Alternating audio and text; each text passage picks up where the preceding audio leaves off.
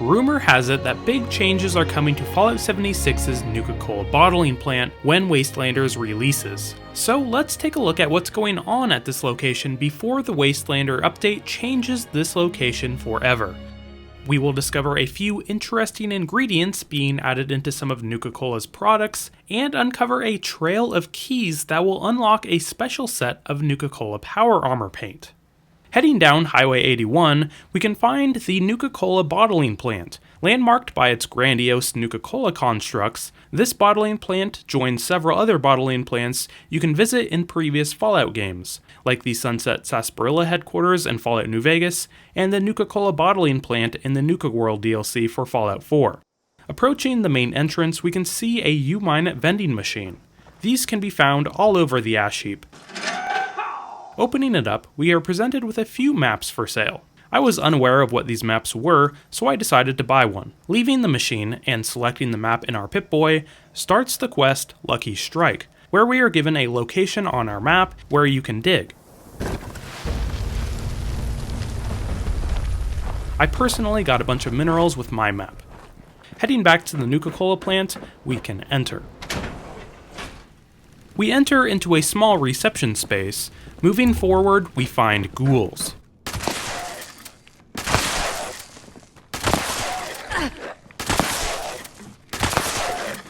On the left side of the lobby, we can climb up some stairs, where we can find the Flavor Profile Ops Room. Entering, we can find a few containers. Moving forward, we can find the Product Brainstorming number 1 holotape, where we can hear some of Nuka-Cola's upcoming products. Our latest market survey reports that healthy, on-the-go snacking is up 8% across all market sectors, and is expected to propel demand across the next several fiscal years. Our first experiments are going to look at reviving celery-flavored sparkling beverages. It's a beverage that has its origins in the 1860s, and has a built-in recognition with demographics that crave outsider status. We think we can balance artificial flavors, package design, and marketing to convince people it has healthy benefits. We're working with legal to figure out the limits of what we can claim, but right now we're leaning towards classic digestive beverage for the new generation, and/or a green tonic water from America's greatest era. In this tape, we hear Marcus go on about some of the products that honestly, hopefully never hit the market. On a small desk behind where we found this holotape, we can find a note written again by Marcus Taylor. To all full-time marketing team members, this is a reminder that I will be on vacation with my family in Watoga for the next 2 weeks. For all marketing and R&D related matters, please contact Pat Walker. Best, Marcus. So Marcus is going to head to Watoga. This will be important later in the video. On the right side of the entrance and up some stairs, we can find what looks like a lab labeled Snackability Research and Development. On one of the desks, we can find a canister of nuclear waste sitting next to a canister of solvent. I wonder what kind of experiments they were doing with this. On a long desk, stretched across the wall, we can find the Current Product Status Terminal, where we can hear about some active products from the Nuka Cola Company.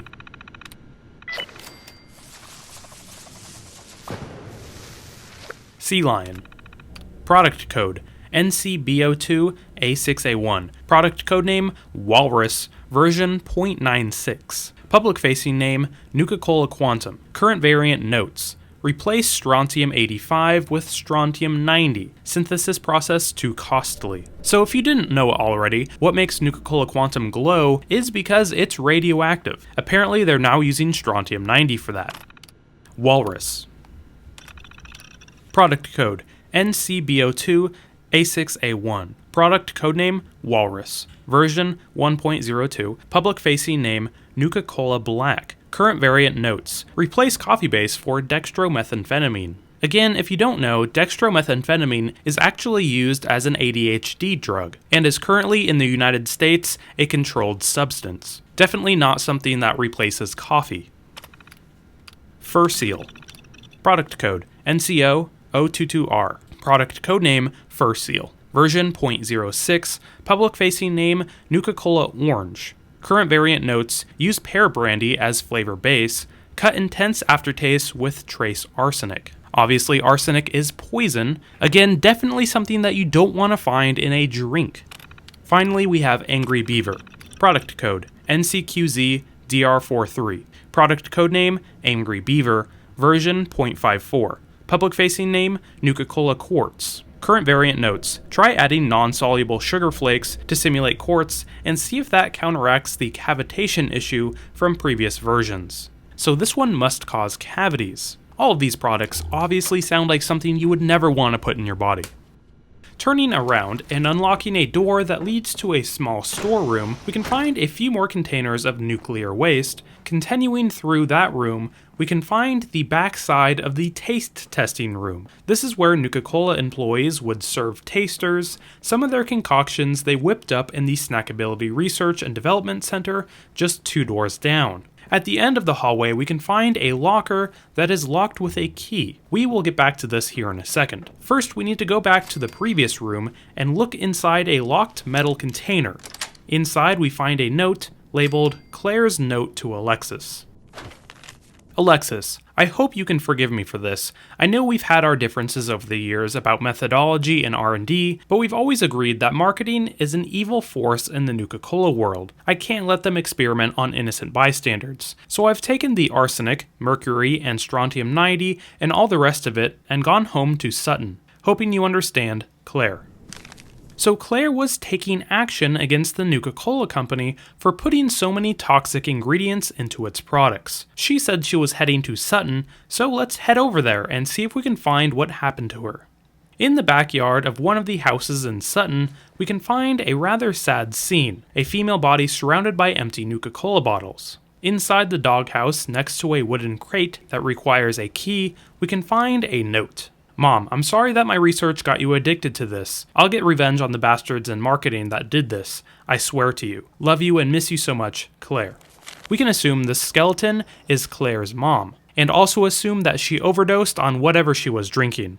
To find out how to open the locked wooden crate, we're going to have to go on a vacation to the Cranberry Bog to meet up with Marcus Taylor's father. At Pylon V13, we can find a skeleton sitting next to a stump and a duffel bag. Inside the bag, we can find a toolbox key, along with a few other supplies. Sitting on the stump, we can find a note labeled Rich Taylor's Testament. This is as far as I could make it on foot. There aren't a lot of supplies in this area, and I can't walk much further. Drank some water from a stream, and I think it was bad. My family was attacked by one of those research assistants from work. I thought I knew my people, but I guess you never know. She got my son before I managed to take her down. I never wanted to kill anyone, and I never wanted to die like this. If you get this note, tell my wife I loved her. Rich Taylor.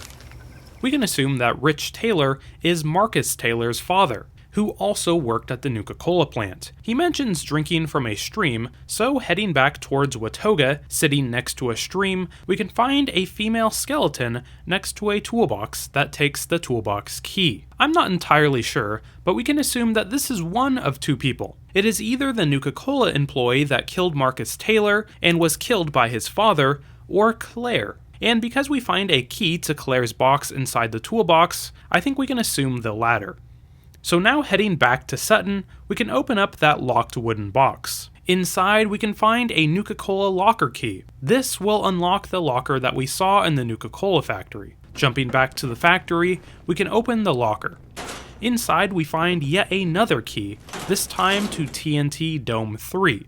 So finally, heading to Black Mountain Ordnance Works and finding the camouflaged TNT Dome 3, we can use the key to open it.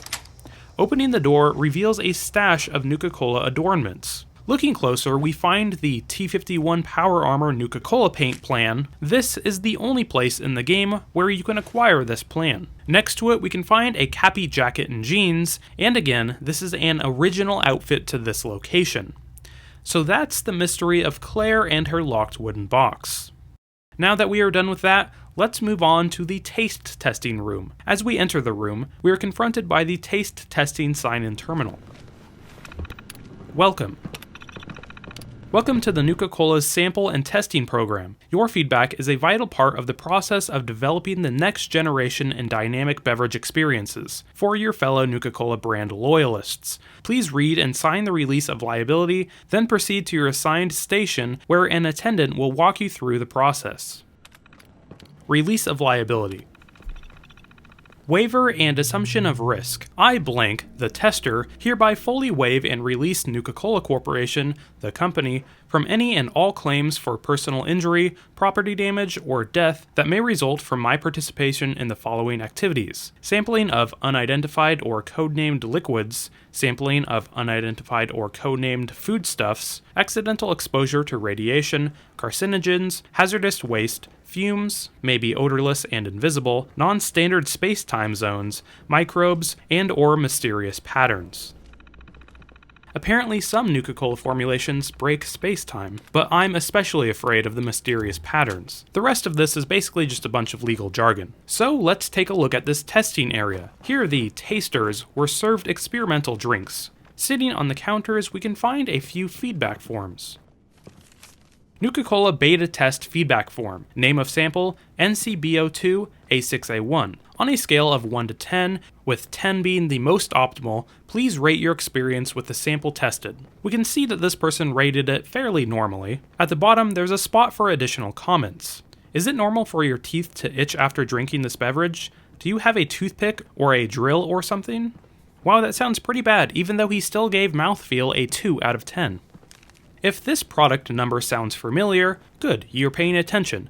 NCBO2A6A1 belongs to Nuka-Cola Quantum or Nuka-Cola Black. We read about these products in the product terminal. I don't know if it is a bug or an oversight that these two products share the same code numbers. Moving down the line, we can find another feedback form. NCQ17JH1A. Notably, this number does not belong to any of the products we saw in the product terminal. This reviewer gave all optimal scores. Additional comments. I gazed upon the face of Almighty God and bathed in His infinite glory. I share a oneness with all living things. This must be shared with the world. Wow, sounds like he liked it. We can find one more form. Name of sample, NCX13, GP01.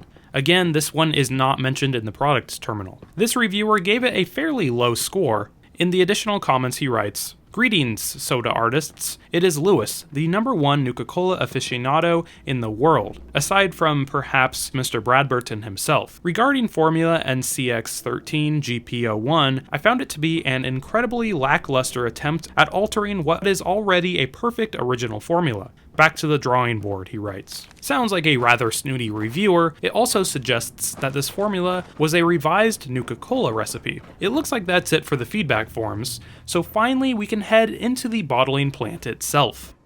There's a few large warehouse spaces here along with a bottling production line, but basically no lore to go over. I did notice that there was this little elevated platform, so donning my power armor with a jetpack and fittingly drinking a Nuka-Cola Quantum for AP, we can make the jump.